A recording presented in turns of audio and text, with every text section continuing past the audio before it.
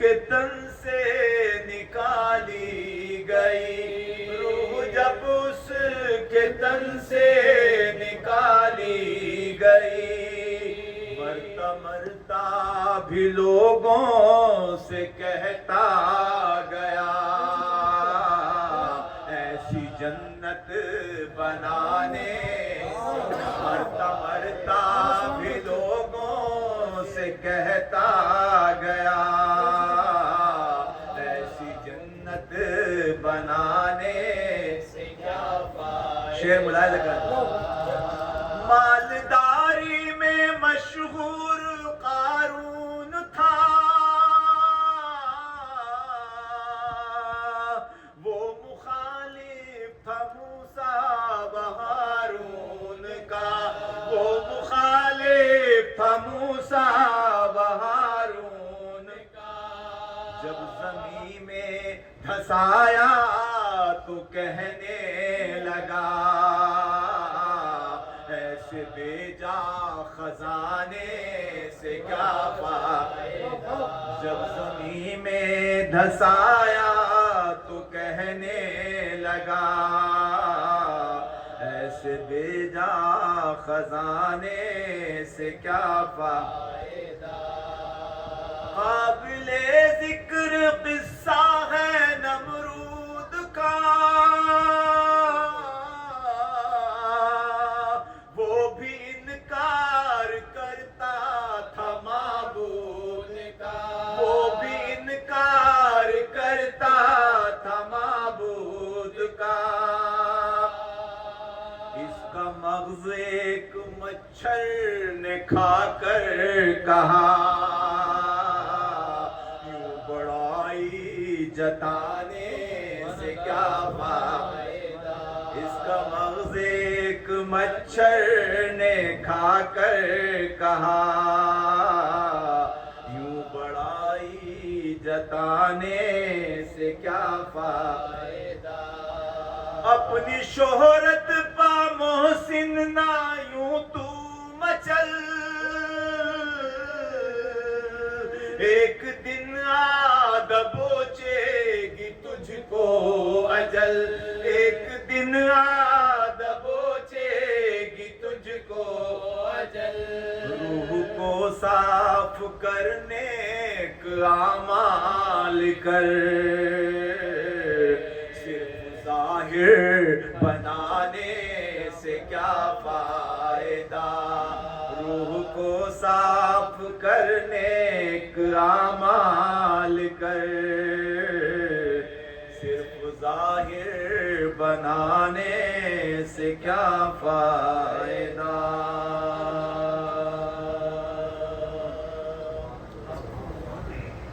فاتحہ۔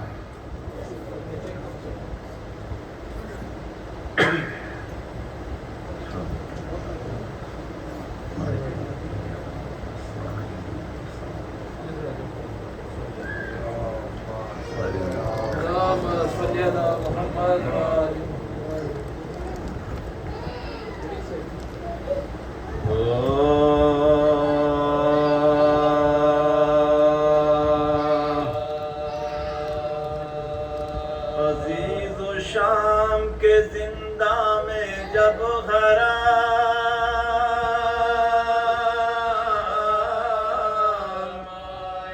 عزیز و شام کے زندہ میں جب حرام،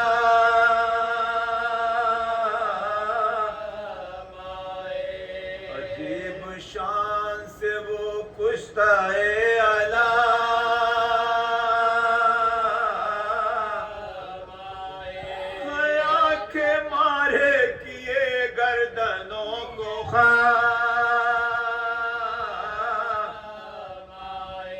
قدم قدم پہ اٹھائے غم و الا،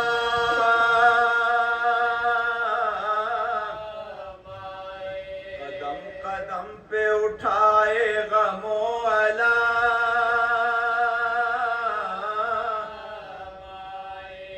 بلا کشوں نے مکہ رہنے کو وہ پایا تھا، بجز فلک نہ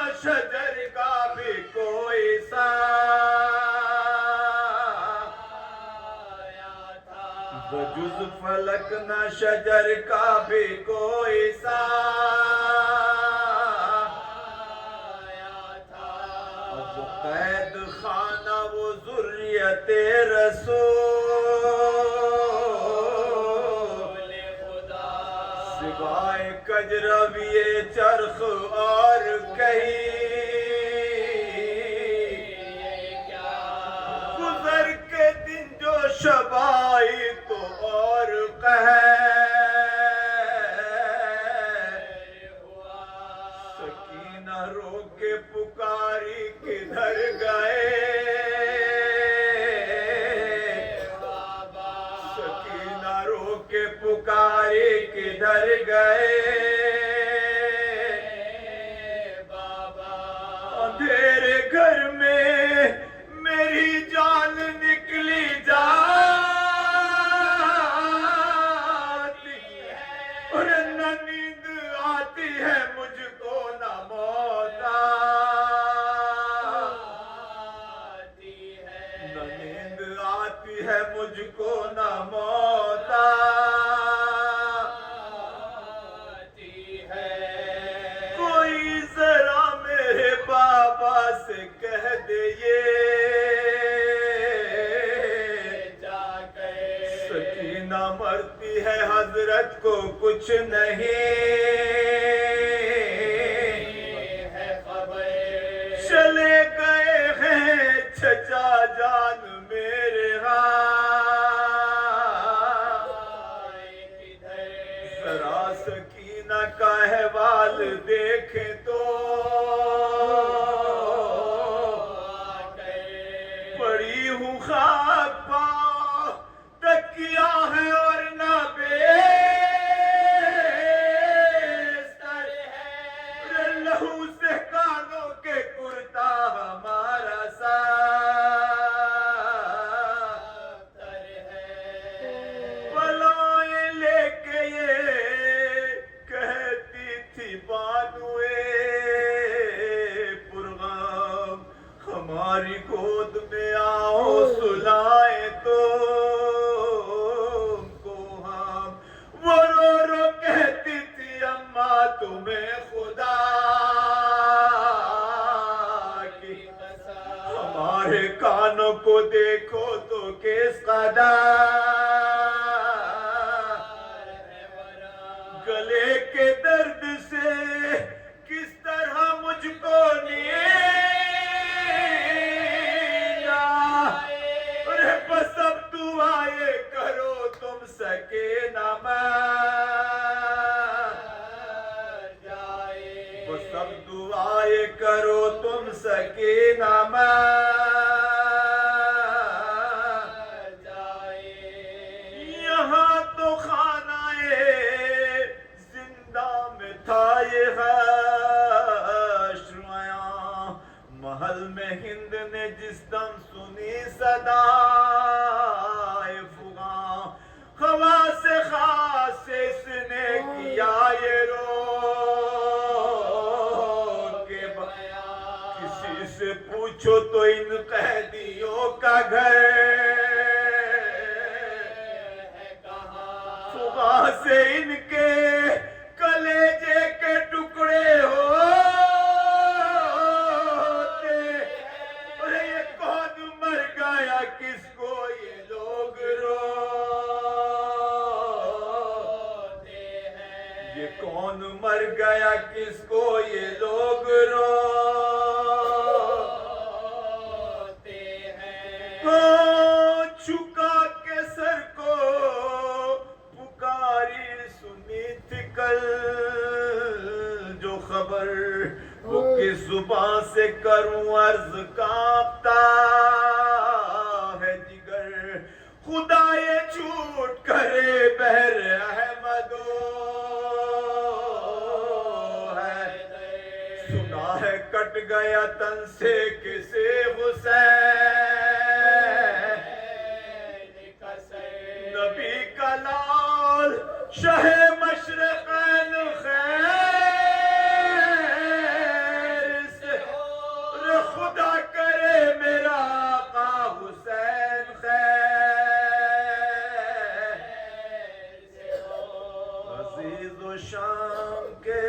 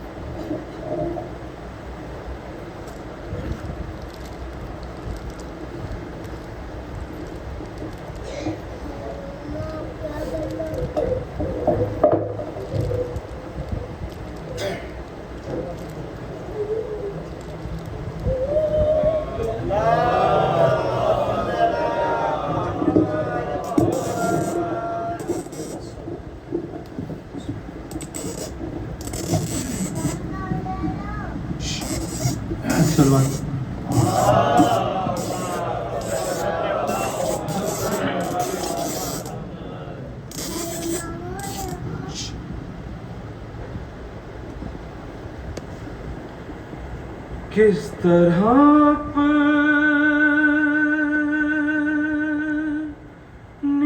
تباہی کی خبر لے جائے، کس طرح اپنی تباہی کی خبر لے جائے، پاس زینب کے بچا کیا ہے جو گھر لے جائے، کس طرح اپنی تباہی کی خبر لے جائے، لے گئے باپ کا سایہ تو سروں سے ان کے، لے گئے باپ کا سایہ تو سروں سے ان کے، اب یتیموں کو ہوا چاہے جدھر لے جائے،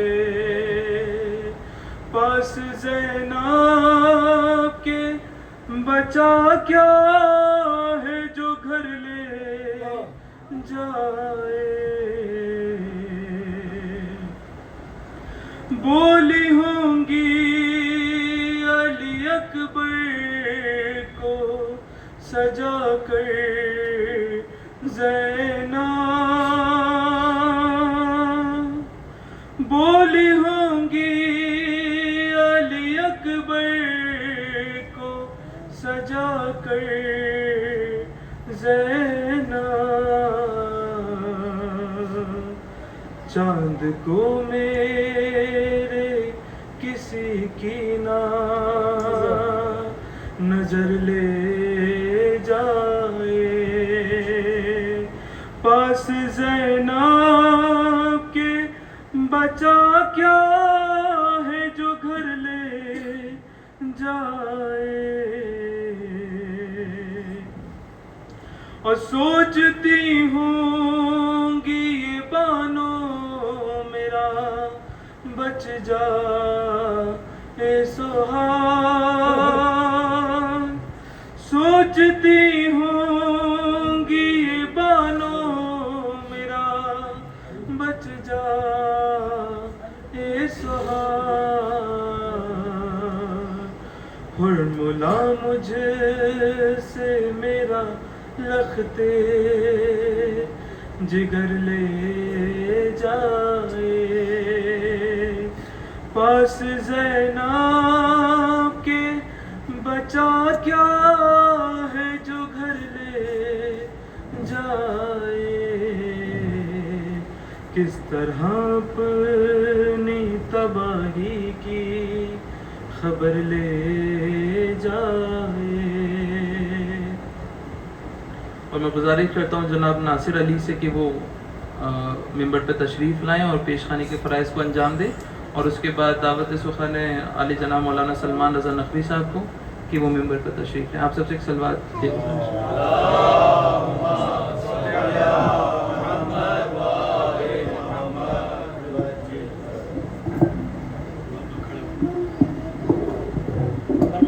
محمد صلی اللہ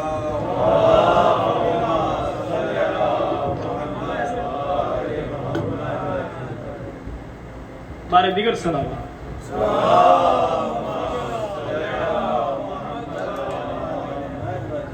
حاضرین گرامی قدر، عاشقان سرور انام، 4 مصرے حاضر کرتا ہوں.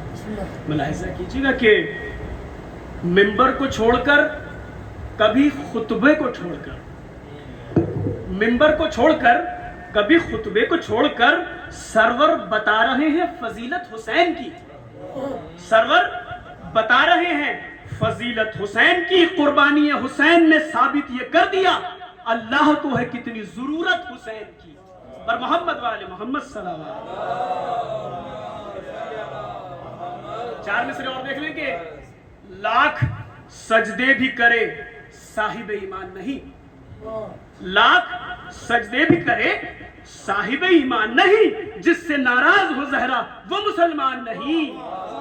جس سے ناراض ہو زہرا وہ مسلمان نہیں. اور جس سے ناراض ہو زہرا وہ مسلمان نہیں. اور جو بھی منکر ہے ولایت کا میرے مولا کی، جو بھی منکر ہے ولایت کا میرے مولا کی، اس کی بخشش کا کہیں کوئی بھی امکان نہیں. محمد والے محمد صلی اللہ علیہ وسلم.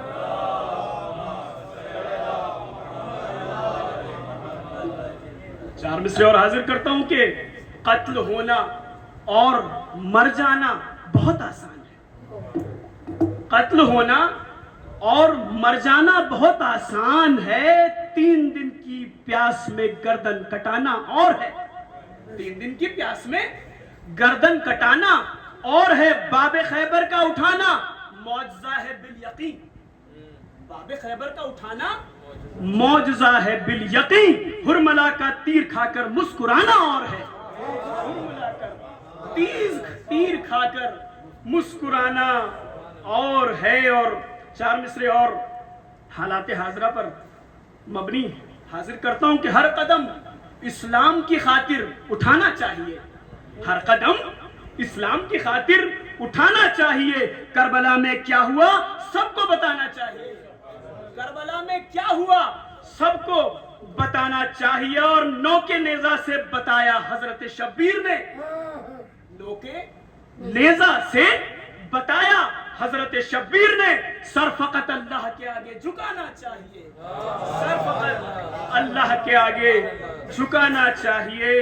بر محمد والے محمد صلوات. بڑے ادب اور احترام کے ساتھ دعوت سخن دے رہا ہوں. آئے جناب مولانا سید سلمان رضا نقوی صاحب کی خدمت میں کہ وہ آئیں اور ہماری افکار کو نوعیت بخشیں. آپ حضرات مل جل کریں درود پاک پڑھ دیں. بالکل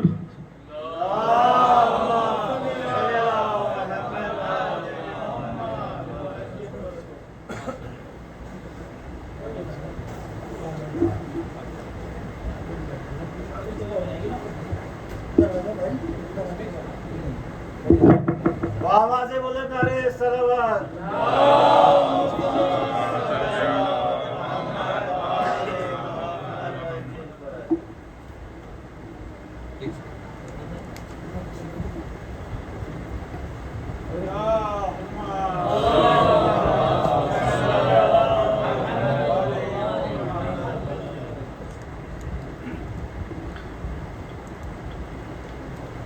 رحم اللہ من قرأ الفاتحہ. بسم اللہ الرحمن الرحیم.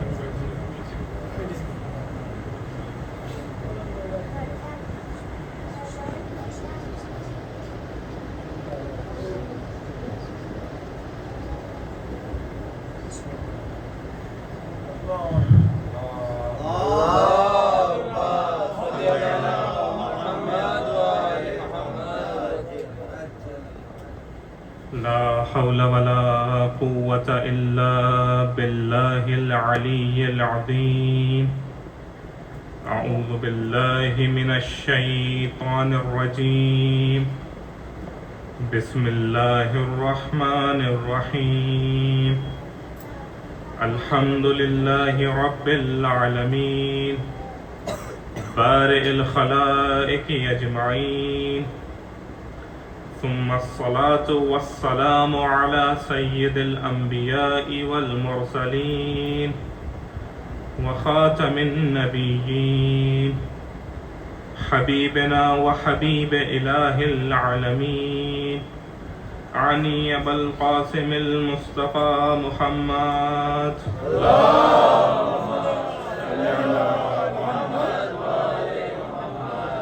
وعلى آلہ الطیبین الطاہرین المعصومین ولا سیما بقیت اللہ فی الارضین واللعنة الدائمة على أعدائهم أجمعين من يوم ظلمهم إلى قيام يوم الدين أما بعد فقد قال الله تبارك وتعالى في القرآن المجيد وعز اسمه بسم الله الرحمن الرحيم من يتق الله يجعل له مخرجا ويرزقه من حيث لا يحتسب ومن يتوكل على الله فهو حسبه إن الله بالغ أمره قد جعل الله لكل شيء قدرا. درود پڑھ دیں محمد ان کے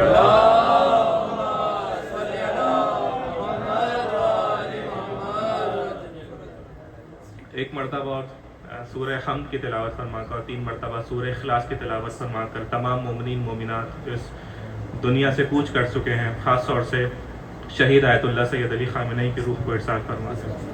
بسم اللہ الرحمن الرحیم.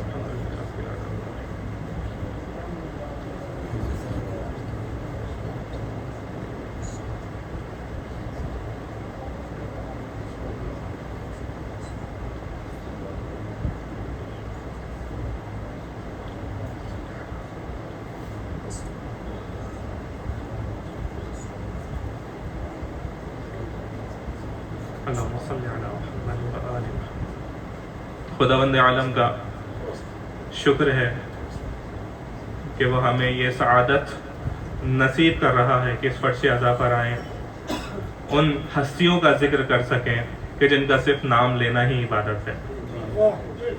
یہ وہ عظیم ہستیاں ہیں کہ جن کا نام لینا ہمارے بس کی بات تو نہیں، بلکہ ان کے جانب سے توفیق ہوتی ہے، تب ہمارے نجس زبان سے ان کے نور والے الفاظ نکل آتے ہیں.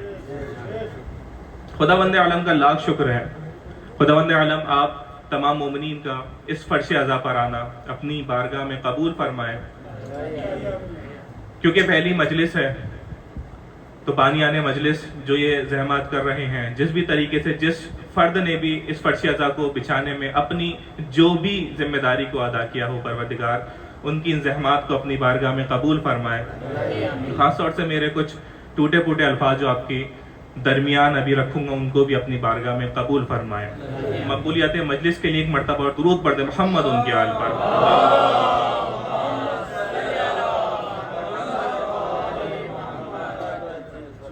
سرنامہ کلام میں قرآن کریم کی جن 2 آیات کی تلاوت کرنے کا شرف حاصل ہوا، اس کا ترجمہ کرنے سے پہلے ایک مقدمے کا سہارا لینا چاہتا ہوں، کیونکہ پہلی مجلس ہے اور واقعاً فرش عزا پر آنا وہ سعادت ہے جو پروردگار کی جانب سے ہمیں مل رہی ہے.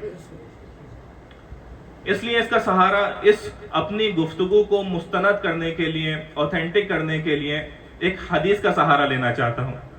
امام صادق علیہ الصلوۃ والسلام نے ارشاد فرمایا،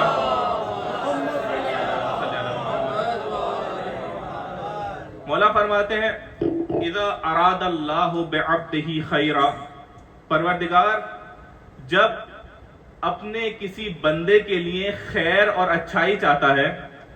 ایک دفعہ ہم کسی کے لیے خیر اور اچھائی چاہتے ہیں، تو جب انسان اپنے کسی چاہنے والے کے لیے خیر چاہتا ہے، اچھائی چاہتا ہے، تو اس کو اپنے اعتبار سے کچھ ہدیہ دیتا ہے، کچھ عطا کرتا ہے، اور یہ سب کے اعتبار سے فرق کرتا ہے. توجہ چاہتا ہوں، کچھ منٹ کی انشاءاللہ گفتگو رہے گی. انسان جب کسی کو کچھ دینا چاہتا ہے تو اپنے اعتبار سے دیتا ہے، اپنی محبت کے اعتبار سے دیتا ہے اور اپنی قوت اور اپنے حیثیت کے اعتبار سے دیتا ہے. اگر ایک شخص بہت قریب ہے تو اس کو اس اعتبار سے دیا جاتا ہے, اور اگر خود کی صلاحیت بہت زیادہ ہے تو اس اعتبار سے دیا جاتا ہے. معمولاً ہمارے یہاں بھی کہتے ہیں کہ یہ فرد آپ کو یہ دے رہا ہے, اس کا مطلب یہ کیونکہ اس کی حیثیت بہت بلند ہے تو اپنی حیثیت کے اعتبار سے کچھ دے رہا ہے.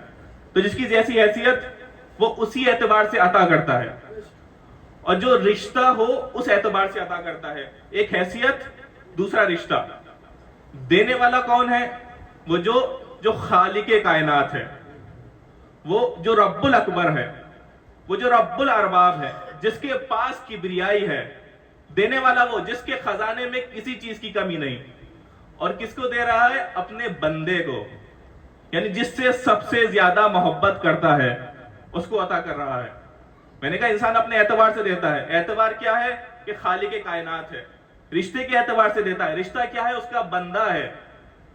اذا اراد اللہ بعبدہ خیرا قذف فی قلبہ حب الحسین وحب زیارتہ. پروردگار جب کسی اپنے بندے کے ساتھ خیر اور نیکی کرنا چاہتا ہے اس کے دل میں حسین کی محبت ڈال دیتا ہے. اس کے دل میں حسین کی محبت ڈال دیتا ہے. تو یہ آنسو, یہ اشک, یہ بلاوا, یہ فرش عزا پر آنا, یہ وہ خیر ہے جو پروردگار کی جانب سے ہمارے لیے عطا ہو رہی ہے. پروردگار محبت ڈال دیتا ہے. صرف امام حسین کی محبت نہیں, وزیارت الحسین, اور امام حسین کی زیارت کی محبت بھی اللہ اس شخص کے قلب میں ڈال دیتا ہے. یہ وہ محبت جو پروردگار کی جانب سے بندے کو عطا ہوتی ہے. یہ میرا مقدمہ تھا. اب آتا ہوں اصلی گفتگو کی جانب. سرنامہ کلام میں سورہ طلاق کی 2 آیتوں کا ذکر کیا. آیت نمبر 2 کا آخری حصہ اور آیت نمبر 3. من یتق اللہ یجعل لہ مخرجا ویرزقہ من حیث لا یحتسب ومن یتوکل علی اللہ فہو حسبہ ان اللہ بالغ امرہ قد جعل اللہ لکل شیء قدرا. اس کا ترجمہ کروں اور انشاءاللہ اسی آیت کو ایکسپینڈ کرنے کے لیے اس آیت کو بریک ڈاؤن کرتے ہوئے, اس آیت کو کھولتے ہوئے انشاءاللہ اپنے مجلس کا اختتام کروں گا. موضوع گفتگو یہ آیت ہے. ترجمہ کروں. پروردگار فرما رہا ہے من یتق اللہ, جو بھی پروردگار کا تقوی اختیار کرے, یجعل لہ مخرجا, پروردگار اس کے لیے راستوں کو کھول دیتا ہے, وَيَرْزُقُهُ مِنْ حَيْثُ لَا يَحْتَسِبْ, اور پروردگار اس شخص کو وہاں سے عطا کرتا ہے جہاں پر اس انسان کا وہم و گمان بھی نہیں جاتا. وَمَنْ يَتَوَكَّلْ عَلَى اللَّهِ فَهُوَ حَسْبُهُ, اور جو شخص بھی پروردگار کے اوپر توکل کرتا ہے فَهُوَ حَسْبُهُ, بس پروردگار اس کے لیے کافی ہے, اسے کسی اور کی ضرورت نہیں.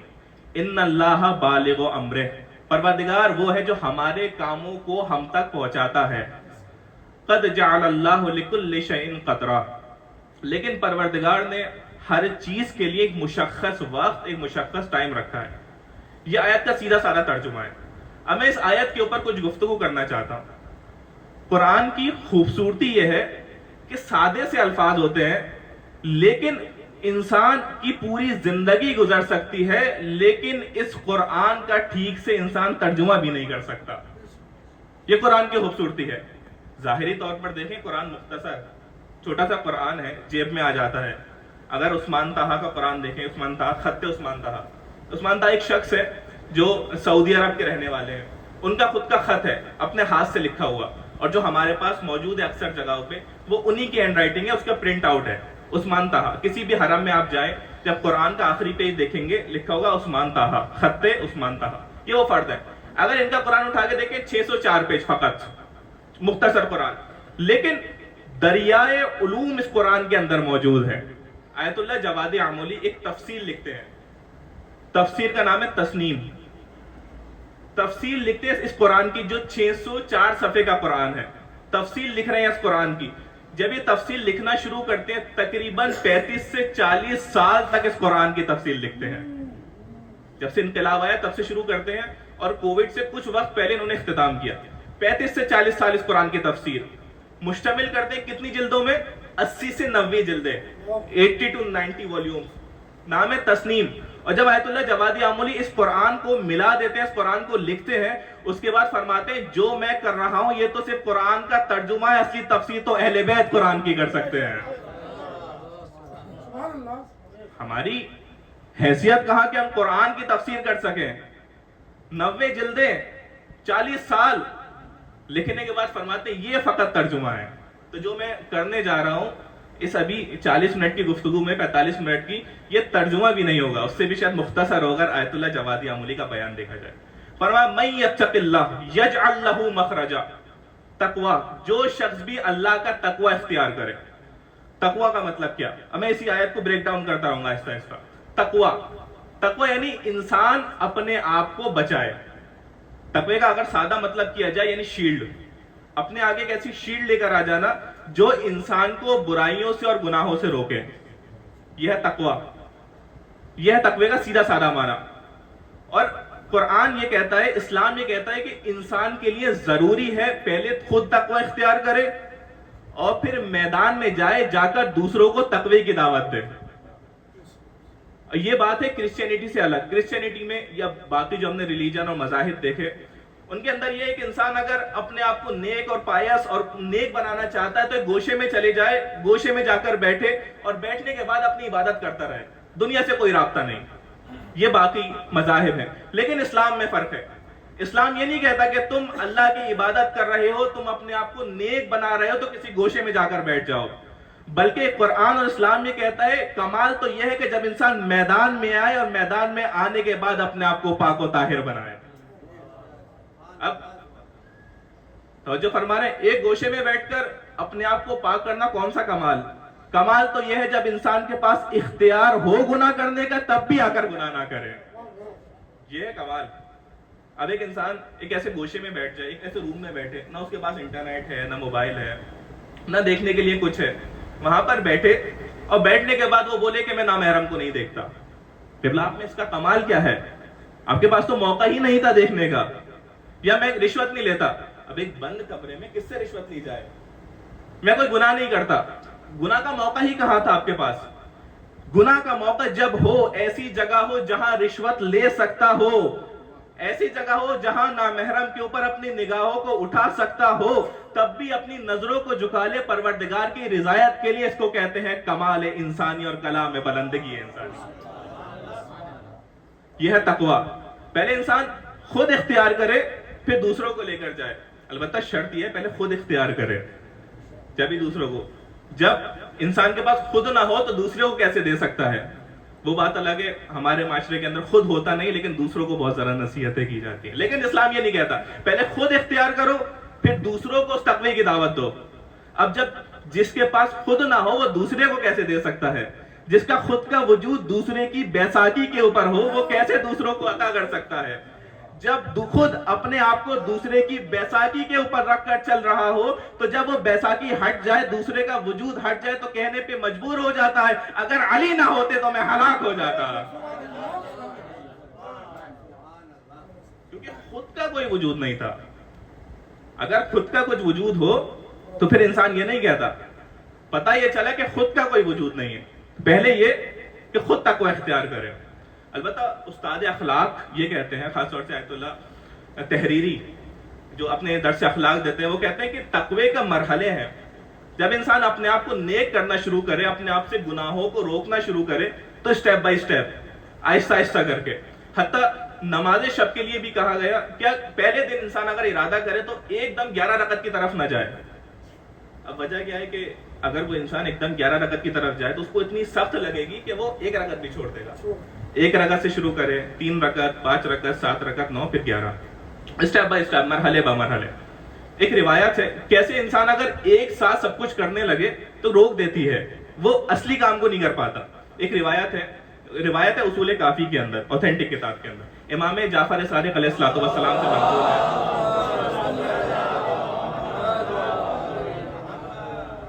روایت ہے, مولا فرماتے ایک واقعے کو نقل فرماتے ہیں. مولا فرماتے ایک شخص تھا مسیحی کرسچن, توجہ چاہتا ہوں, کرسچن ایک شخص ہے, نیا نیا اسلام کو قبول کیا. ایک ملا نے اسلام کو قبول کروا دیا, بڑے خوش, میں نے ایک فرد کو اسلام کی دعوت دی, اس نے اسلام کو قبول کر لیا, بہت خوش. جب رات میں اسلام کو قبول کرایا, کہا صبح کل فجر کے لیے چلیں گے. میں نے کسی کو مسلمان کیا, خوشی خوشی اس کو فجر کے لیے کل لے کے چلیں گے, توجہ چاہتا ہوں, لے کے چلیں گے, ٹھیک ہے. فجر کا وقت 4 بجے, 3 بجے دروازے پر آئے, دک الباب کیا. اب پریشان, 3 بجے کون آیا, وہ نیا مسلمان. دک الباب کیا, کھولا, کہا کون, کہا وہ فجر کے لیے چلے. کہا فجر میں 4 بجے, ابھی 1 گھنٹہ ہے. کہا فجر سے پہلے تہجد بھی تو پڑھنی ہے. کہا پہلا دن ہے, چلو صاحب قبول کر لیا, نیا نیا جوش ہے نا, نیا نیا اسلام ہے, پہلے دن قبول کیا. اور گئے, 3 بجے پہنچ گئے. 3 بجے سے لے کر 4 بجے تک وہ تہجد, نوافل, مستحبات انجام دی. 4 بجے اذان ہوئی جس کا انتظار تھا. فجر کی نماز پڑھی. فجر کی نماز پڑھنے کے بعد کہتے اب چلیں. بولا صبح کا وقت ہے, مستجاب ہوتی ہیں دعا اس وقت جانا بہت بعید ہے, پروردگار کی بارگاہ سے انسان چلا جائے, تھوڑی سی اللہ کی عبادت کر لی جائے. کہا ٹھیک ہے. جب اللہ کی تھوڑی سی عبادت کی تو کہا اب گھر چلے. کہا تمہاری پرانی کچھ نمازیں تو قضا ہوں گی, ابھی مسلمان ہوئے ہو, تھوڑی سی نمازوں کو انجام دے دو, اس کے بعد گھر چلتے ہیں. خیر یہ بھی قبول کیا. پھر کہا اب چلے. کہا ظہر میں تھوڑا سا وقت ہے, ظہر کی نماز پڑھتے ہیں, گھر چلتے ہیں. اب اس کو بھی قبول کیا. یہ روایت جو میں بتا رہا ہوں اصول کافی کے اندر ہے, اس کو بھی قبول کیا. کہا اب, کہا ظہر پڑھ لی ہے, کچھ وقت بعد عصر بھی ہے, جب تک تم ظہر کی نوافل پڑھو گے, ظہر کی نفل نمازیں بھی 8 رکعت ہے, اس کو پڑھو گے, اس کے بعد عصر کا وقت ہو جائے گا, اس کے بعد چلیں گے. اس کو بھی قبول کیا. عصر کی نماز پڑھی. اب کہا بس سورج ڈھلنے والا ہے, سورج ڈھلا, ادھر مغرب ہوئی, مغرب کی نماز پڑھیں, گھر چلتے ہیں. بلال صبر کیا مغرب تک, 3 بجے سے لے کر مغرب کی نماز پڑھی. کہا اب آخری نماز پڑھی ہے جو عشاء کی نماز ہے, وہ پڑھتے ہیں, گھر چلتے ہیں. اب عشاء کی نماز پڑھی, عشاء کی نماز پڑھنے کے بعد گھر چلے گئے. بڑے خوش. میں نے ایک انسان کو صبح سے شام تک عبادت کے اندر مصروف رکھا. اب جب اگلے دن دوبارہ پہنچے دروازے پر, دک الباب کیا, کہا آؤ. کہا کون, کہا مسجد میں چلو. جیسے ہی باہر آئے, ہاتھ جوڑ لیے. کہا ایسا اسلام جو مجھے صبح سے شام تک مسجد کے اندر رکھے اور مجھے اہل و عیال کا کام کرنے, ان کا خیال رکھنے اور معاش کے لیے آمادہ کرنے کے لیے نہ بھیجے, ایسا اسلام مجھے قبول نہیں ہے. ایسا اسلام مجھے قبول نہیں. پتہ یہ چلا کہ جب انسان اپنی بے بصیرتی کی وجہ سے ایک دم کسی کے اوپر تھوپ دیتا ہے تو انسان قبول نہیں کرتا, قریب آنے کی بجائے اسے دور ہو جاتا ہے. قریب نہیں آتا, دور ہو جاتا ہے. تو تقوی کا مطلب بھی ہے کہ انسان آہستہ آہستہ انجام دے. جب انسان آہستہ آہستہ کرتا ہے تو سامنے والے کے اندر یہ قوت, اس کو قبول کرنے کی ایبیلٹی, وہ کیفیت اس کے اندر آ جاتی ہے. اور اگر یہ ہے تو انسان قبول کر سکتا ہے. یہ ہے تقوی. جب انسان تقوی اختیار کرتا ہے, من یتق اللہ یجعل لہ مخرجا, پروردگار اس کے لیے راستوں کو کھول دیتا ہے. یجعل لہ مخرجا. حتیٰ اس سے بڑھ کر ایک بات بتاؤں, انسان اللہ کی بارگاہ میں عبادت, اللہ کی بارگاہ میں اعمال ہی تبھی قبول ہوتے ہیں جب انسان باتقوا ہو. یعنی اگر انسان اپنے گناہ بھی کرتے رہے, ساتھ میں اچھے کام بھی کرتے رہے, تو پروردگار کی بارگاہ میں قبول نہیں ہونے والا. بلکہ اگر انسان نیک ہے, اپنے آپ کو بلند کر رہا ہے اور ساتھ میں بلند کرنے کے ساتھ اچھے کاموں کو انجام دے رہا ہے, وہ چیزیں پروردگار کی بارگاہ میں قبول ہیں. اگر انسان تقوی اختیار کرے. تقوی, خداوند عالم قرآن میں فرما رہے ہیں انما یتقبل من المتقین, پروردگار صرف اور صرف با تقوی افراد سے ان کے اعمال کو قبول کرتا ہے, صرف با تقوی افراد سے. ایک شخص ہے کوفے میں, بڑا معروف ہے. معروف ہے کس لیے؟ بہت اچھے کاموں کو انجام دیتا ہے, بہت اچھی گفتگو کرتا ہے, میٹھے الفاظ ہیں, بہترین لہجہ ہے, بہت اچھی باتیں کرتا ہے, بہت معروف. اصحاب آئے امام صادق علیہ السلام کے پاس,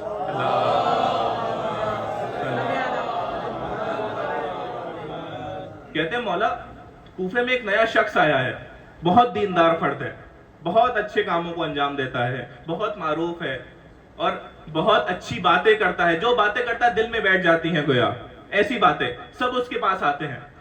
مولا نے سنا ایسا کون سا فرد ہے, میں بھی جا کر دیکھوں. تو مولا ایک مرتبہ اس کی محفل میں گئے, پہنچے جہاں سے وہ اپنی گفتگو کر رہا تھا. مولا ایک ایسے گوشے میں بیٹھے کہ مولا تو اس کو دیکھ پا رہے تھے, وہ مولا کو نہیں دیکھ پا رہا تھا. مولا بیٹھے, باتیں کی, باتیں واقعی میں اچھی. اب باتیں تو بہت اچھی, جب باتیں ختم کی, گفتگو ہوئی تو وہاں سے جانے لگا. مولانا نے دیکھا باتیں تو بہت اچھی ہیں, یہ انسان کرتا کیا ہے, اس کا کام کیا ہے وہ دیکھو. ابھی انسان تھوڑا آگے بڑھا, اب آگے بڑھتا ہے, تھوڑا آگے بڑھتا ہے, ایک جگہ سے ایک کھجور اٹھاتا ہے, تھوڑی سی کھجور اپنے تھیلے میں رکھ لیتا ہے چپ چاپ, اور تھوڑا سا اور آگے بڑھا, تھوڑا اور آگے بڑھا, کہیں سے ٹوپی اٹھائی جیب میں رکھ لی, اور آگے بڑھا, ایک اور جگہ سے ناریل اٹھایا اپنی جیب میں رکھ لیا. اب اور آگے بڑھا, جانے کے بعد ایک غریب کو کھجور دے دی. اور آگے بڑھا, ایک انسان دیکھا بڑے مسلمان ہو صاحب, آپ کو میں ٹوپی دے دوں, اس کو ٹوپی دے دی, ٹوپی دی نہیں ٹوپی پہنا دی, اس کو ٹوپی دے دی. آگے بڑھا, ناریل لے کے ایک شخص کو دے دیا. اب مولا نے یہ دیکھا, مولا نے اس فرد کو روکا. مولا فرماتے ہیں یہ کیا ماجرا ہے؟ کہا اچھا آپ کون؟ کہا میں جعفر صادق. کہا اچھا, کہا آپ تو سنا ہے کہ آپ کے پاس رسول اللہ کا علم ہے, آپ کو اتنا نہیں معلوم؟ اللہ اکبر. اللہ انسان کو سب کچھ دے, بہت علوم دے, سب کچھ دے, لیکن اللہ انسان کو اس کی اوقات میں رکھے. آپ کو اتنا نہیں معلوم؟ اللہ اکبر. مولا سے کلام. مولا اب مولا ہماری طرح جذباتی تو ہے نہیں, غصہ ہو جاتے. مولا فرماتے اچھا مجھے سکھاؤ کیا وجہ ہے, کیا مجھے ماجرا نہیں پتا. کہا آپ نے قرآن نہیں پڑھا؟ ہم نے قرآن تو پڑھا ہے, قرآن میں یہ سب کہاں لکھا ہے؟ کہا قرآن کے اندر آیت پڑھی, من جاء بالحسنہ فلہ عشر امثالہا, جو شخص بھی پروردگار کی بارگاہ میں ایک نیکی لے کر آئے تو پروردگار اس نیکی کے بدلے میں اس شخص کو 10 نیکیوں کا ثواب دیتا ہے. من جاء بالحسنہ فلہ عشر امثالہا, ایک نیکی 10 نیکیوں کا ثواب. مولا کہاں پڑھی؟ کہا آپ نے یہ آیت نہیں پڑھی. کون سی آیت؟ اگلی آیت, من جاء بالسیئہ فلا یجزا الا مثلہا, جو پروردگار کی بارگاہ میں ایک برائی لے کر آئے تو پروردگار اس کو ایک برائی کا ہی گناہ دیتا ہے. کہا پڑھی. کہا میں نے کتنی نیکیاں کی؟ کہا 3. کتنی برائی کی؟ کہا 3. 3 نیکیوں کا کتنا ثواب؟ بولے آپ 30. 3 برائیوں کا کتنا گناہ؟ 3. کتنے بچے؟ بولے پھر بھی 27 نیکیاں تو میرے حصے میں آ گئی نا. اب جب اہل بیت کے بغیر انسان قرآن کو لے تو اس کا حشر یہی ہوتا ہے. کہاں نیکی آ گئی. مولا فرماتے ہیں دیکھ تو نے آدھے قرآن کو لے لیا, تجھے پورے قرآن کو لینا, تو نے یہ تو کہہ دیا کہ ایک نیکی کے بدلے میں 10 نیکیاں, ایک برائی کے بدلے میں 10 ایک برائی, لیکن تو نے قرآن کا یہ حصہ نہیں پڑھا. پروردگار فرما رہا ہے انما یتقبل من المتقین, پروردگار صرف نیک اور صالح افراد سے اعمال کو قبول کرتا ہے. تیری نیکیوں کا ثواب تو تجھے نہ ملا, لیکن تو نے جو 3 برائیاں کی ان 3 چوریوں کا عذاب تجھے ضرور ملے گا. یعنی کیا؟ انما یتقبل من المتقین, پروردگار صرف اور صرف با تقوی افراد سے ان کے اعمال کو قبول کرتا ہے. پھر آیت نے کیا فرمایا؟ من یتق اللہ, یہ وہ مین ہیڈنگ اس کو بنا لوں, من یتق اللہ یجعل لہ مخرجا, پروردگار اس کے لیے راستوں کو کھول دیتا ہے. جب انسان تصور بھی نہیں کر سکتا وہاں سے پروردگار راستوں کو بندے کے لیے کھول دیتا ہے. شرط کیا ہے؟ من یتق اللہ, جو پروردگار کا تقوی اختیار کرے. میں ایران میں تھا جب یہ جنگ چل رہی تھی. کیسے پروردگار راستوں کو کھولتا ہے؟ جب یہ جنگ چل رہی تھی, ابتدائی جنگ جو بہت شدت کے ساتھ تھی, مختلف شہروں کے اندر تھی. 28 فروری سے جنگ شروع ہوتی ہے اور اس کے بعد یہ سلسلہ چلتا ہے 40 دن تک مسلسل جنگ. اس دور میں ایک استاد آئے اور وہ ہمیں بتاتے ہیں, البتہ ایسے افراد جو ہوتے ہیں ان کی ویڈیوز ہمیں دیکھنے کو نہیں ملتی. بہت سارے ایسے افراد سے ہمیں ملتے ہیں وہاں پر قم میں, کیونکہ سیکیورٹی ایشوز ہوتے ہیں تو ان کے ساتھ نہ تصویریں لے سکتے ہیں, نہ ان کی ویڈیوز آتی ہیں, نہ ریکارڈ کر سکتے ہیں, بس ان کی گفتگو آپ سن لو بس. تو وہ بتا رہے تھے, کہتے جب ہم نے 28 فروری سے جنگ سٹارٹ ہوئی اور رہبر شہید کی شہادت ہوئی, اس وقت سے ہم نے ارادہ کیا ہم اسٹریٹ آف ہرمز کو بند کر دیں گے, آپ نئے ہرمز کو بند کر دیں گے. کہتے لیکن ہمیں خود کو یہ معلوم تھا کہ ہمارے پاس اتنی قوت نہیں ہے کہ ہم زیادہ بند کر پائیں. ہمیں ایسا لگ رہا تھا کہ ہم صرف 3 دن تک اسٹریٹ آف ہرمز کو بند کر پائیں گے فقط, کیونکہ اپنے آپ کو دیکھ رہے تھے ہمارا بجٹ کہاں, ان کا بجٹ کہاں, ہماری ٹیکنالوجی ان کی ٹیکنالوجی. لیکن من یتق اللہ یجعل لہ مخرجا, کہتے ہم نے صرف 3 دن کا ارادہ کیا تھا اور آج ہمیں 100 کچھ دن ہو گئے, لیکن ہم نے ابھی تک وہی قوت وہی طاقت کے ساتھ اسٹریٹ آف ہرمز کو بند کیا ہوا ہے. وجہ کہتے لیکن ہاں ہم نے ایک چیز کی تھی. وہ چیز کیا تھی؟ کہتے جب ہم نے یہ آبنائے ہرمز کو بند کرنے کا ارادہ کیا تو ہم نے صرف ایک نام لیا تھا. ہم نے بند کرنے سے پہلے کہا تھا یا فاطمۃ الزہرا, جناب فاطمہ کی برکت اتنی زیادہ ہوئی, 100 دن سے زیادہ ہو گئے, آج بھی اسٹریٹ آف ہرمز پر ہمارا ہی قبضہ بنا ہوا ہے. ہمارا قبضہ بنا ہوا ہے. کیوں؟ من یتق اللہ، جو پروردگار کا تقوی اختیار کر لے، یجعل لہ مخرجا ویرزقہ من حیث لا یحتسب، اور پروردگار اس کو ایسی جگہ سے رزق عطا کرتا ہے جہاں سے وہ انسان تصور تک نہیں کر سکتا، تصور نہیں کر سکتا، ایسی جگہ سے عطا کرتا ہے. اب رزق کا جو ہم معنی معمولاً کرتے ہیں وہ کیا کرتے ہیں؟ رزق یعنی انسان کے پاس پیسے ہوں، روٹی ہو، چاول ہو، گھر پہ بنانے کا سامان ہو، یہ ہے رزق. لیکن قرآن اسلام رزق کو بہت وسیع طور پر دیکھتا ہے، بہت ایکسپینڈڈ میننگ لیتا ہے قرآن رزق کا. میں ایک روایت پڑھوں، یہ روایت امیر المومنین علی ابن ابی طالب علیہ السلام.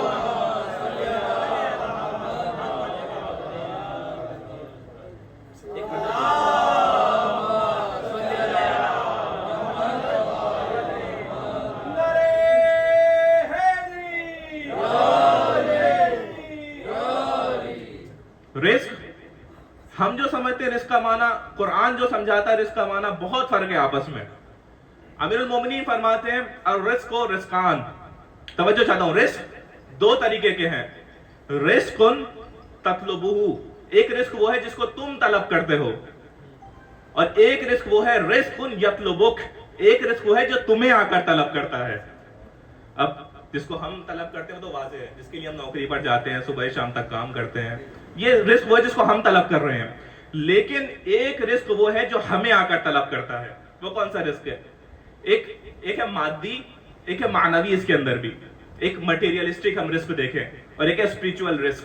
ایک تو یہ آکسیجن، اس کو ہم طلب نہیں کر رہے ہیں، خود پروردگار ہمیں آ کر دے رہا ہے. اب آکسیجن لینے کے لیے ہمیں کہیں جانا نہیں پڑتا، وہ پروردگار ہمیں دے رہا ہے. یہ سانس لینا، یہ کھانا، یہ سکون جو ہمیں مل رہا ہے، یہ پروردگار ہمیں خود دے رہا ہے. کہ ہمارے جب بال اگتے ہیں تو ہم بال اگنے کے لیے کچھ کرتے ہیں، البتہ کچھ لوگوں کو کرنا بھی پڑتا ہے، لیکن معمولاً بال اگانے کے لیے ہمیں کچھ کرنا نہیں پڑتا. یہ وہ پروردگار کی جانب سے رزق ہے. یہ جو ہم آنکھوں سے دیکھ رہے ہیں یہ خود پروردگار نے ہمیں رزق دیا ہے، اس کو ہم نے طلب نہیں کیا. یہ رزق خود آ رہا ہے ہماری طرف. پھر اس میں معنوی رزق، ان فرش عزا پر آنا بھی پروردگار کی جانب سے ہمارے لیے ایک رزق ہے. امام حسین کے نام پر اگر آنکھوں میں ایک آنسو آ جائے، پروردگار کی جانب سے ہمارے لیے رزق ہے.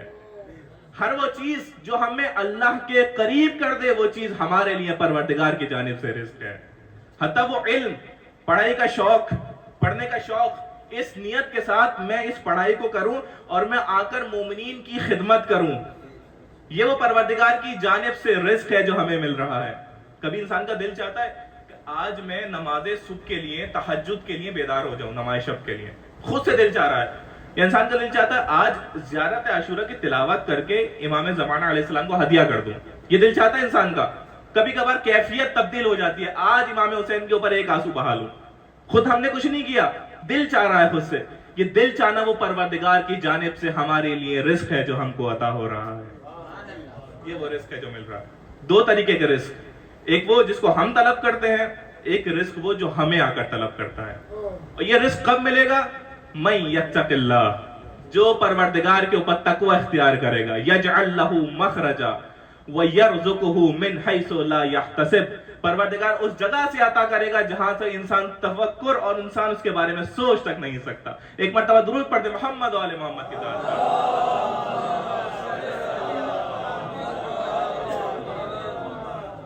یہ وہ رزق جو پروردگار کی جانب سے ملتا ہے.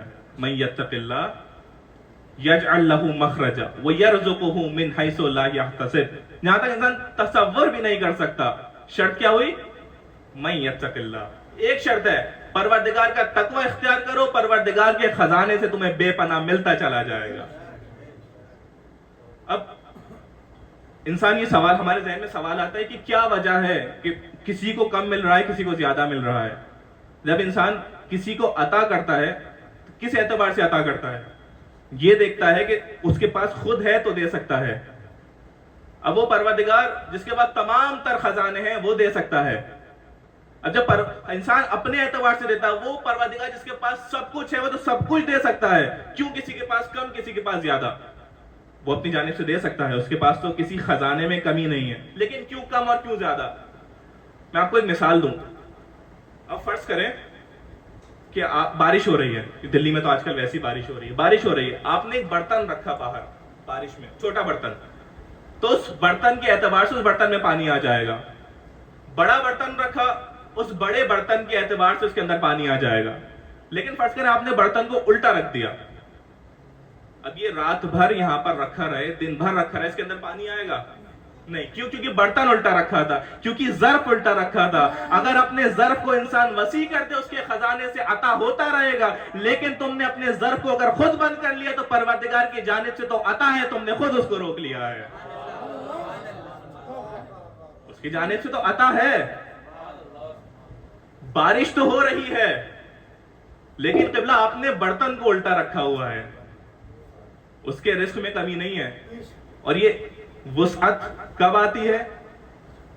من یتق اللہ, جو پروردگار کا تقوی اختیار کرے, یرزقہ من حیث لا یحتسب, پروردگار وہاں سے عطا کرتا ہے جہاں پہ انسان کا گمان تک نہیں جا سکتا.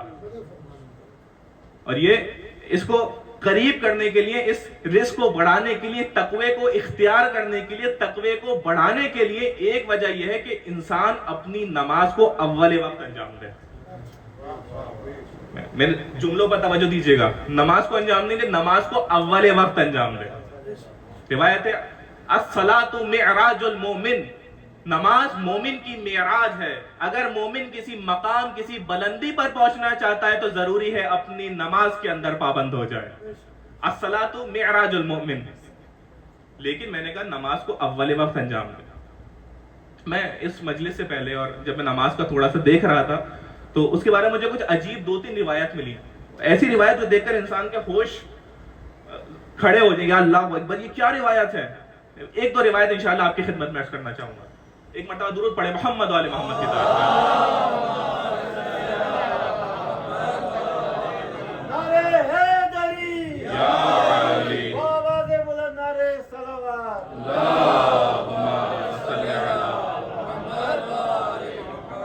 وقت بھی بہت جلدی جا رہا ہے. میں انشاءاللہ 2 روایت میں آپ کی خدمت میں پیش کروں گا, مختلف روایت 2 کو میں نے انشاءاللہ اس کو جمع کیا ہے بیان کرنے کے لیے. نماز, میں نے کہا الصلاۃ معراج المومن, نماز وہ جو مومن کی معراج ہے, مومن کی بلندی ہے. لیکن صرف نماز کافی نہیں بلکہ اول وقت نماز. روایت ہے امام صادق علیہ السلام فرماتے ہیں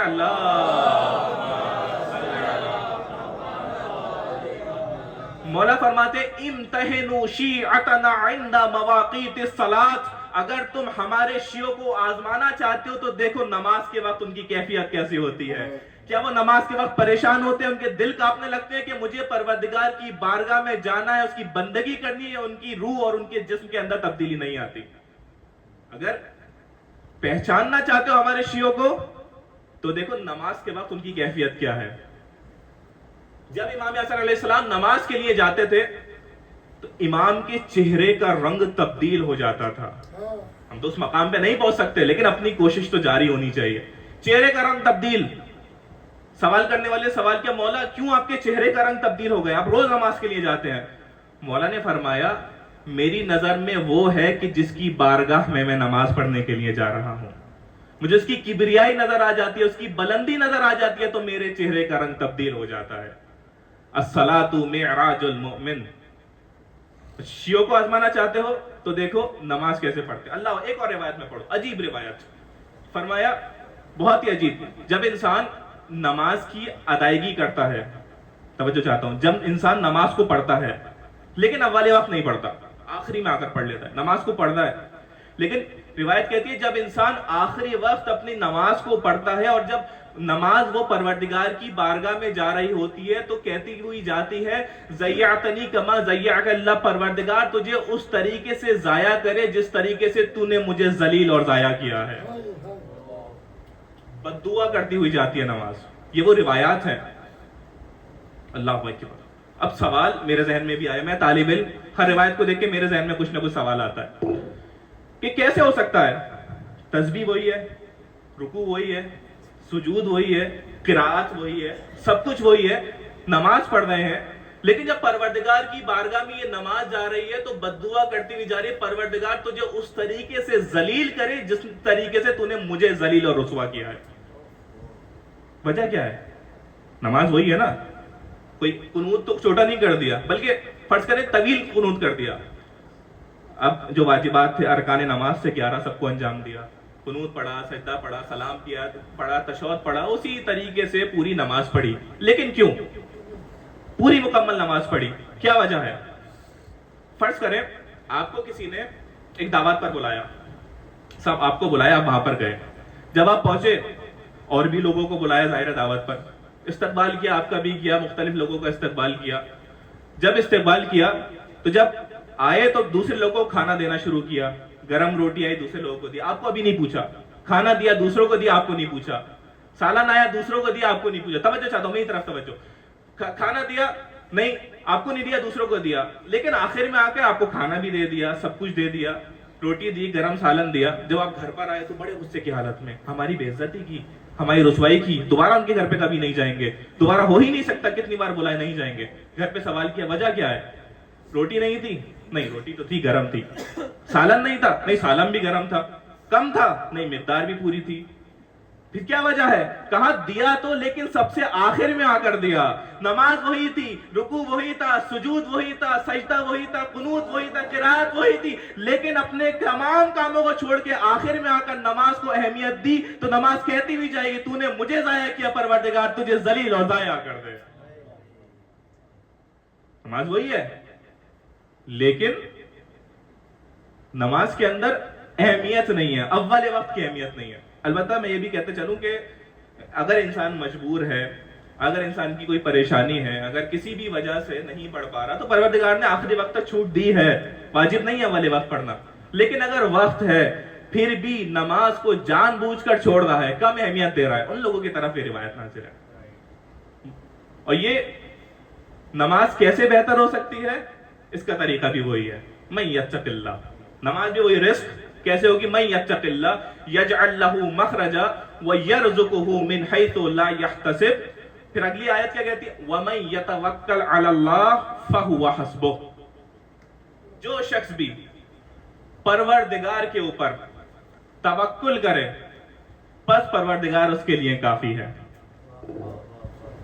یعنی جو کام کرے انسان صرف اپنے پروردگار کے لیے, اگر یہ کیا تو پھر پروردگار کے علاوہ اس کو کسی اور کی ضرورت نہیں ہے.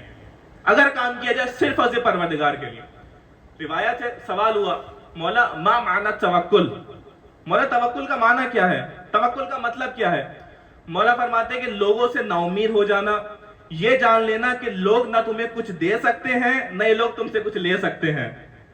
پروردگار کے لیے اپنے کاموں کو انجام دینا, اپنی آنکھوں کے سامنے اللہ رب العزت کو رکھنا, جو کام کرو صرف اس لیے کرنا میں پروردگار تیرے لیے کر رہا ہوں, نہ لوگوں سے ڈرنا نہ لوگوں کو ڈرانا, بلکہ پروردگار کی بارگاہ میں پروردگار سے ڈرنا اور اپنی تمام خالص نیت اپنے پروردگار کے لیے رکھنا. ھذا معنی التوکل, یہ توکل کا مطلب ہے, یعنی جو کچھ بھی پروردگار کے لیے.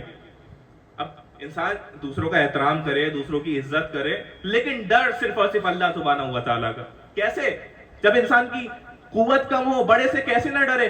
آج ہمیں 2026 میں ایک ملک نے بتا دیا کہ چاروں طرف تو دوسرے ملک تھے جو حملہ کرنے کے لیے آمادہ تھے, سامنے ایک بہت بڑی سپر پاور کھڑی ہوئی تھی کہ جس کا مقابلہ کرنا بہت مشکل تھا, لیکن پروردگار کے اوپر توکل کیا, اللہ کا تقوی اختیار کیا, تو پروردگار نے ایسی مدد کی اور ثابت کر دیا کہ میں پروردگار تم سب کے لیے کافی ہوں, تم تقوی اختیار کرو, ہم دوسروں کو نیست و نابود کر دیں گے. یہ مثالیں دور جانے کی ضرورت نہیں ہے, ہمیں آج کے دور میں یہ مثالیں واضح طور پر مل جاتی ہیں.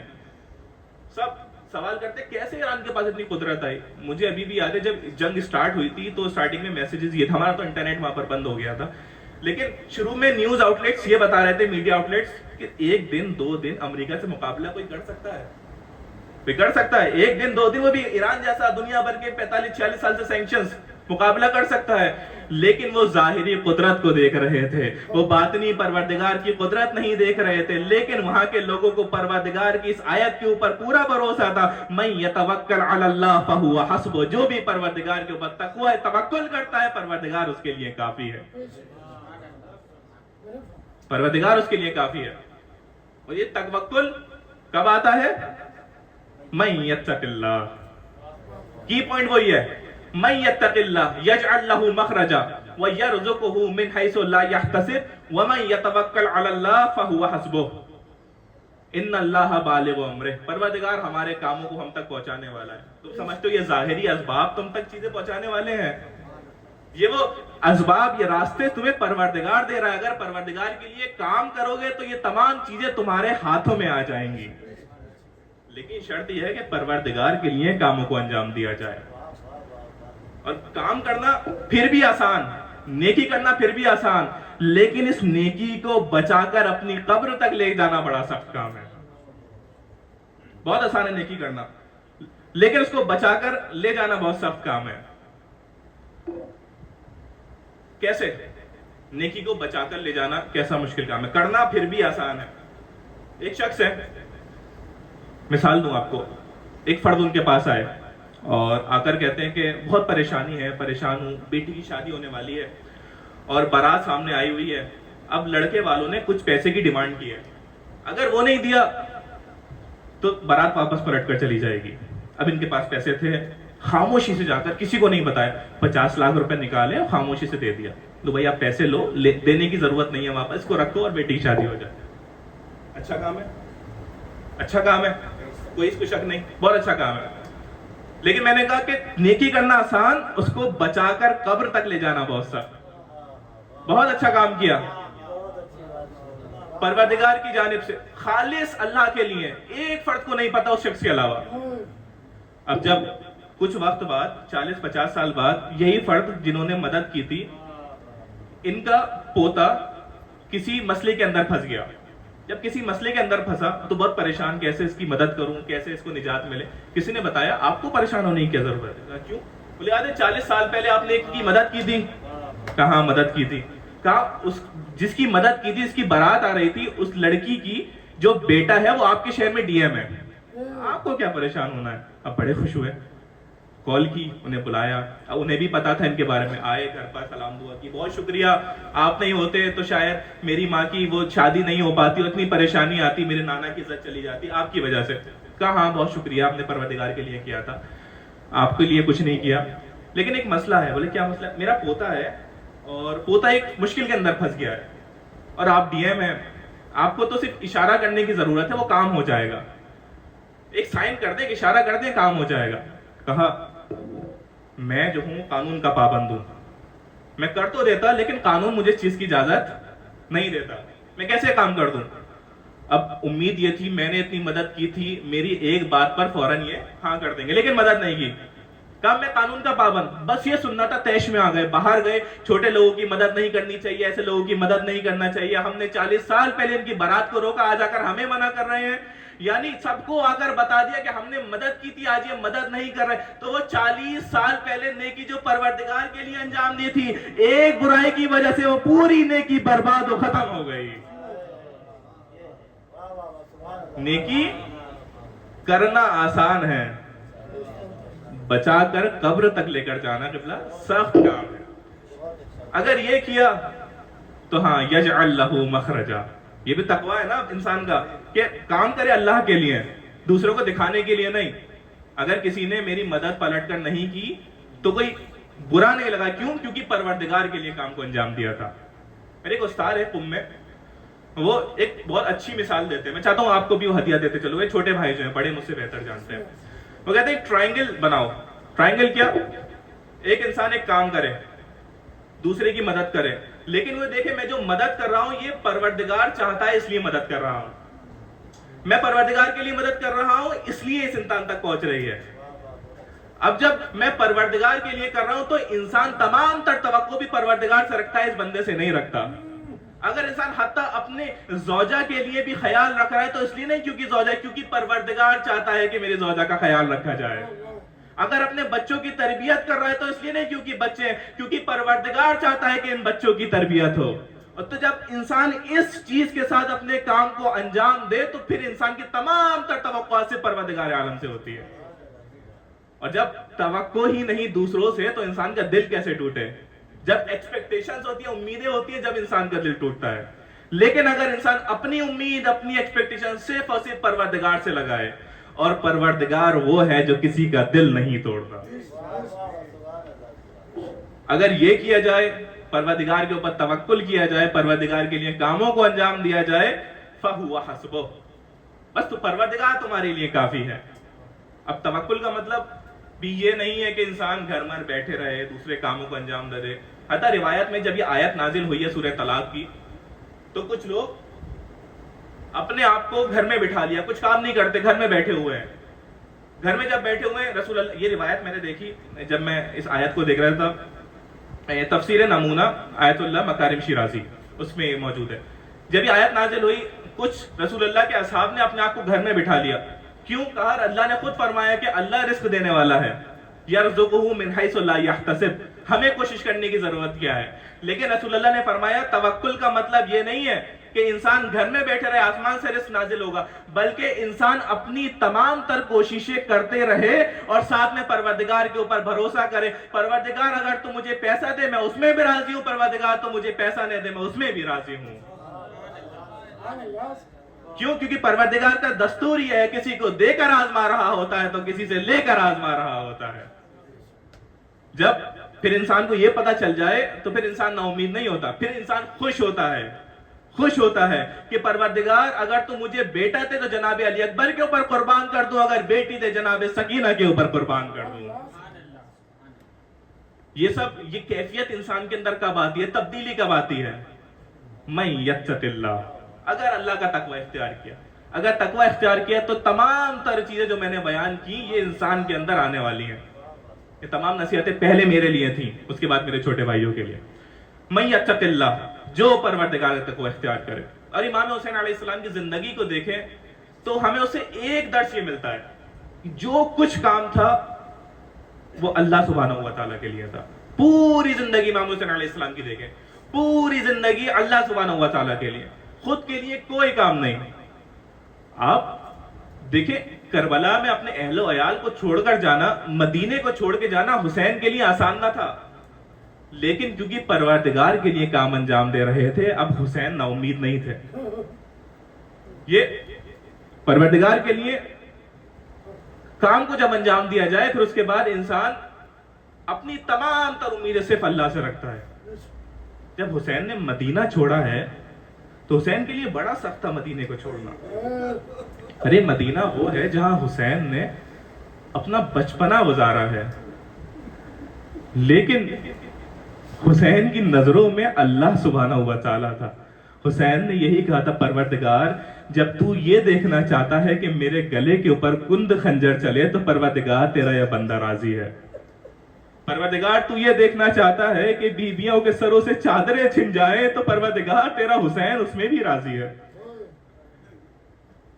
حسین کے لیے آسان نہ تھا، 6 مہینے کے علی اصغر کو قربان کرنا حسین کے لیے آسان نہ تھا، لیکن پروردگار یہ تیرے لیے ہو رہا ہے تو حسین یہی فرماتے ہیں، رضا بقضائہ و تسلیما لامرہ، پروردگار تو دیکھ رہا ہے تو تیرا حسین اس میں راضی ہے۔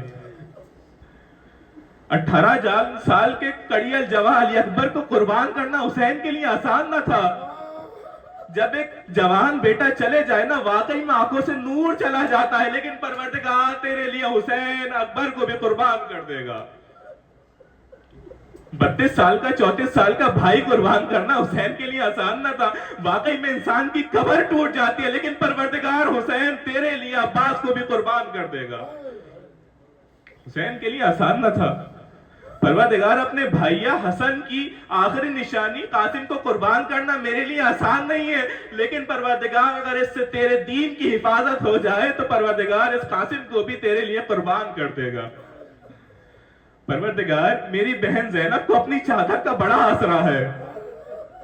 ارے وہ کہ جس کو سورج کی تپش نے بھی بغیر چادر کے نہ دیکھا ہو، اس کے لیے بڑا آسرا ہے چادر کا، لیکن پروردگار اگر زینب کی چادر دے کے تیرے دین کی حفاظت ہو جائے گی تو حسین وہ چادر دینے کے لیے بھی تیار ہے۔ اجرکم علی اللہ، اجرکم علی اللہ۔ حسین یہ ہم سب کو بتا رہے ہیں، حسین یہ درس دے رہے ہیں کہ حسین پروردگار کے لیے سب کچھ قربان کرنے کے لیے آمادہ ہے، حسین سب کچھ تیار کرنے کے لیے آمادہ ہے۔ ہاں عزیزو، تاریخ کا واقعہ گزرا، 61 ہجری 10 عاشور 10 دن گزرے، حسین نے اپنے آپ کو قربان کر دیا۔ اب مرحلے شروع ہوئے ہیں، زینب کا امتحان شروع ہوا ہے، سید سجاد کا امتحان شروع ہوا ہے. جب حسین شہید ہو گئے تو جناب مختار ثقفی کے سامنے جب خولی کو لایا گیا اور مختار پوچھتے ہیں خولی ذرا یہ بتا تو نے ایسا کون سا سب سے بڑا ظلم ہے جو تو نے کربلا میں کیا؟ خولی کہتا ہے مختار تم سن نہ پاؤ گے، اجرکم علی اللہ، مختار تم سن نہ پاؤ گے. مختار نے کہا خولی تم مجھے بتا تو نے ایسا کون سا سب سے بڑا ظلم کیا؟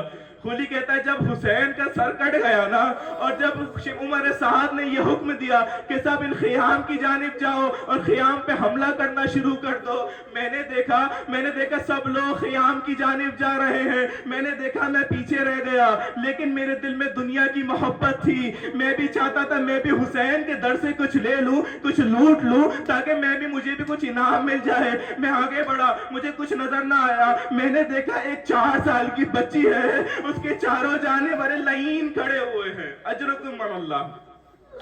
خولی کہتا میں نے دیکھا ایک 4 سالہ بچی ہے، اس کے چاروں جانب لوگ کھڑے ہوئے ہیں، اس کے کانوں میں گوشوارے نظر آتے ہیں، میرا دل چاہا اس گوشوارے کو لے لوں، بچی گوشوارے نہیں دیتی. ارے بچی کہتی ہے میرے چچا نے یہ گوشوارے ارے مجھے ہدیے میں دیے تھے. خولی کہتا ہے میں آگے بڑھا، میں کہتا ہوں مجھے گوشوارے دے دے. بچی کہتی ہے میں خود تجھے گوشوارے دے دوں گی. ارے میں کریم کی بیٹی ہوں، تو ہاتھ پھیلا تیرے ہاتھوں میں دے دوں گی. سکینہ گوشوارے نکلنا چاہتی ہے، مجھے یہ بتائیے ارے 4 سالہ بچی کیسے اپنے ہاتھوں سے ان گوشوارے کو نکالے؟ خولی کہتا ہے سکینہ گوشواروں کو نکال رہی تھی، مجھ سے صبر نہ ہوا، ارے میں نے اپنے ہاتھوں سے گوشوارے کو ایسے چھینا، ارے سکینہ کا کان زخمی ہو گیا. فرات کا رخ کیا، یا چچا عباس. اجرکم علی اللہ. خدا آپ کو کوئی غم نہ دے سوائے نبی سید الشہداء کے. دوسرا موقع پڑھیں گے دوسرا سنیں گے جب خولی نے بتایا. خولی نے کہا پہلا مرحلہ یہ تھا جب میں نے سکینہ کا گوشوارہ سینا. دوسرا موقع کیا تھا؟ خولی کہتا ہے میں آگے بڑھا، دل میں ابھی بھی دنیا کی محبت تھی، میں آگے بڑھا. میں نے دیکھا ایک سب کی چادریں چھن چکی ہیں، لیکن ایک خاتون ہے جس کی چادر ابھی تک نہیں چھنی ہوئی. کسی کے اندر اتنی ضرورت نہیں کہ اس کے پاس جا سکے. میرے دل میں دنیا کی محبت تڑپ رہی تھی.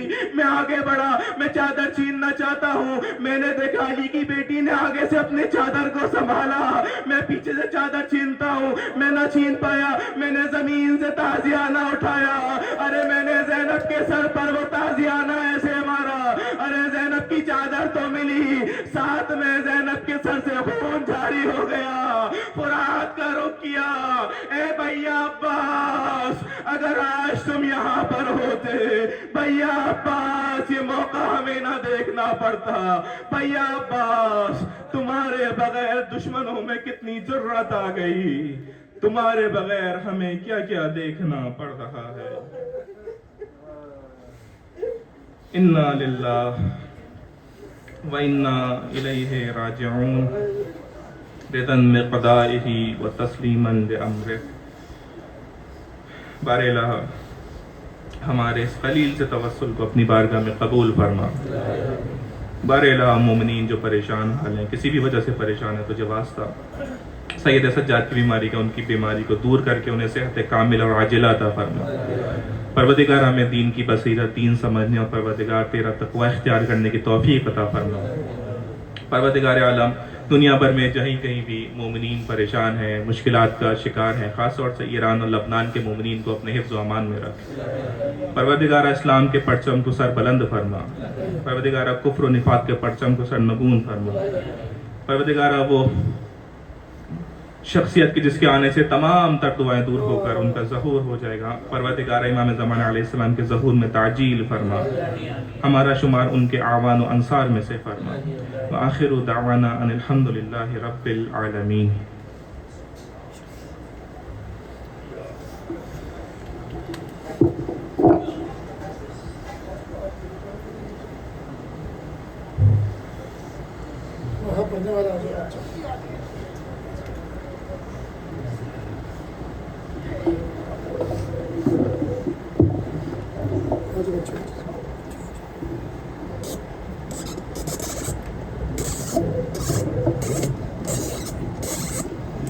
یا حسین یا حسین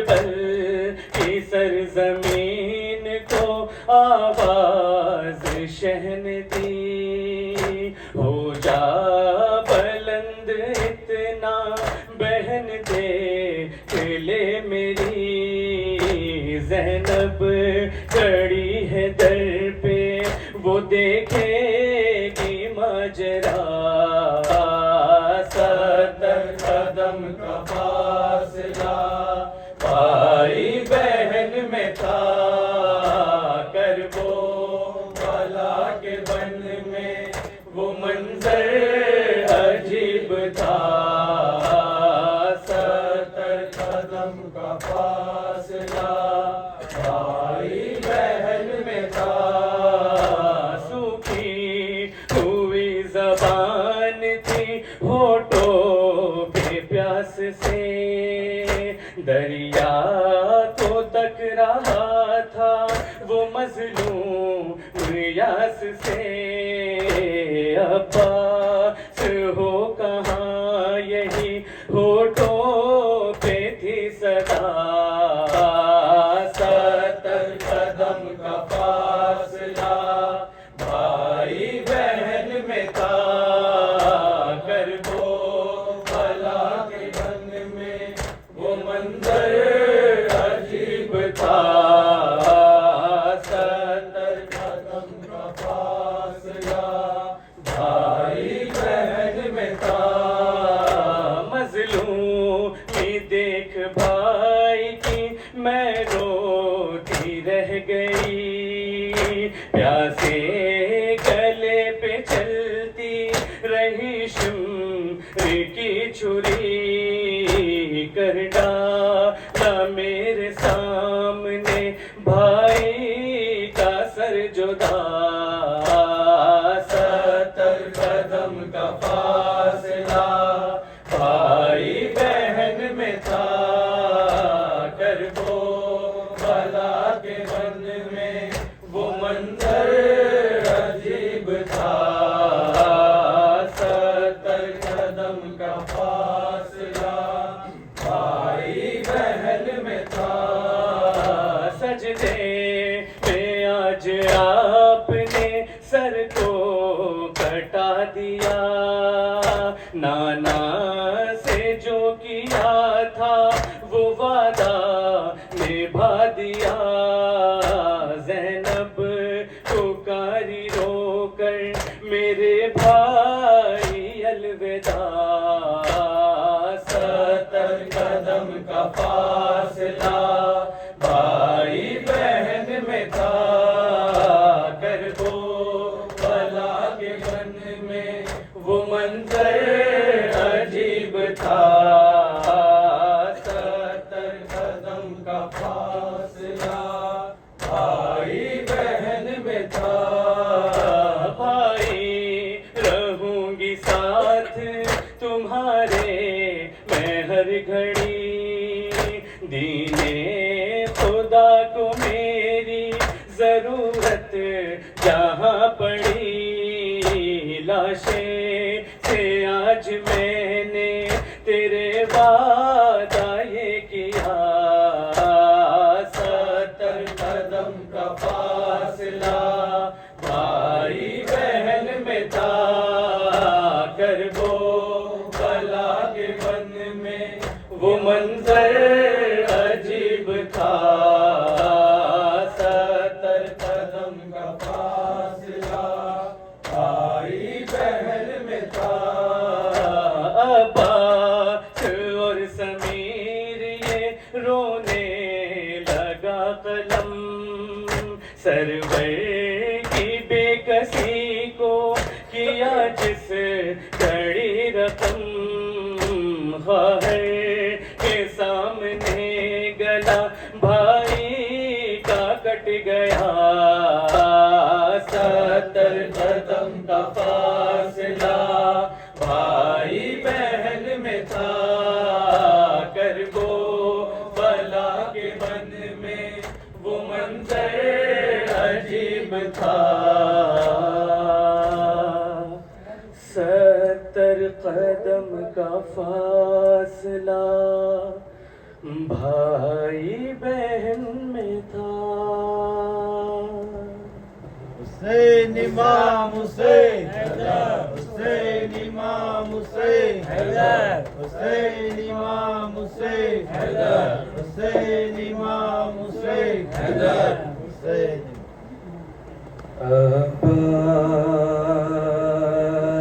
تیرا حق ہے، زمانہ تجھے روئے، عباس تیرا حق ہے، زمانہ تجھے روئے، عباس تیرا حق ہے، زمانہ تجھے روئے، عباس تیرا حق ہے، زمانہ تجھے روئے، جب شام و سحر فاطمہ زہرا تجھے روئے، عباس تیرا حق ہے، زمانہ تجھے روئے، عباس تیرا حق ہے، زمانہ تجھے روئے، درے لیے پہرے پہ ستمگار کھڑا ہے، درے لیے پہرے پہ ستمگار کھڑا ہے، کیسے تیرے لاشے پہ سکینہ تجھے روئے، کیسے تیرے لاشے پہ سکینہ تجھے روئے، عباس تیرا حق ہے، زمانہ تجھے روئے، عباس تیرا حق ہے، زمانہ تجھے روئے، جس وقت اٹھایا نہ گیا لاش جواں کا، جس وقت اٹھایا نہ گیا لاش جواں کا، شہر اس گھڑی اکبر سے زیادہ تجھے روئے، شہر اس گھڑی اکبر سے زیادہ تجھے روئے، عباس تیرا حق ہے، زمانہ تجھے روئے، عباس تیرا حق ہے، زمانہ تجھے روئے، اور سجدے کے لیے جب لیا ہاتھوں کا سہارا،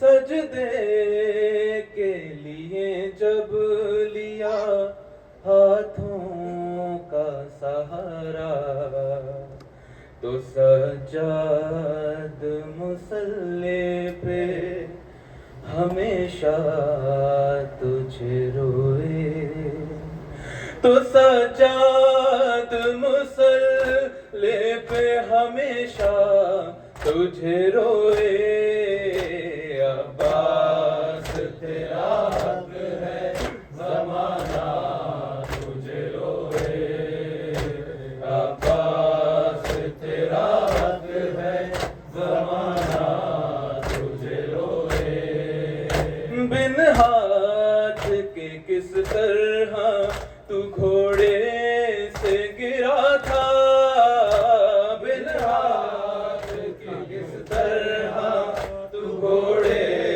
سے گرا تھا، یہ سن کے بہت اہل مدینہ تجھے روئے، یہ سن کے بہت اہل مدینہ تجھے روئے، عباس تیرا حق ہے، زمانہ تجھے روئے،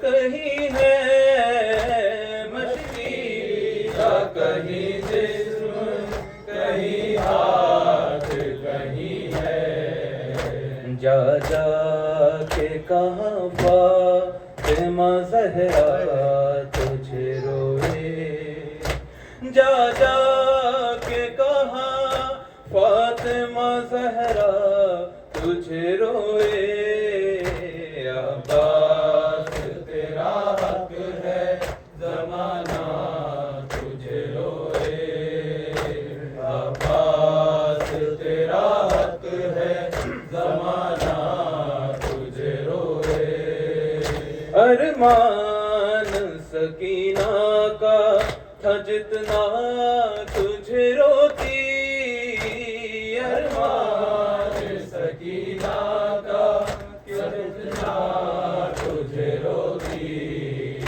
سجاد تیری قبر پہ اتنا تجھے روئے سجاد تیری قبر پہ اتنا تجھے روئے عباس تیرا حق ہے زمانہ تجھے روئے عباس تیرا حق ہے زمانہ تجھے روئے جب شام و سحر فاطمہ زہرا تجھے روئے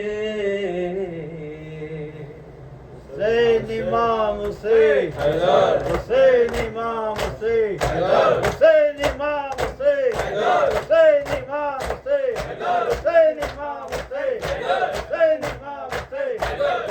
امام حسین حسین امام حسین یا حسین السلام علیکم یا ابا عبداللہ وعلی الارواح التي حلت بفنائك عليكم مني جميعا سلام الله ابدا ما بقيت بقي الليل والنهار ولا جعله الله اخر العهد من لزيارتكم السلام على الحسين وعلى علي بن الحسين وعلى أولاد الحسين وعلى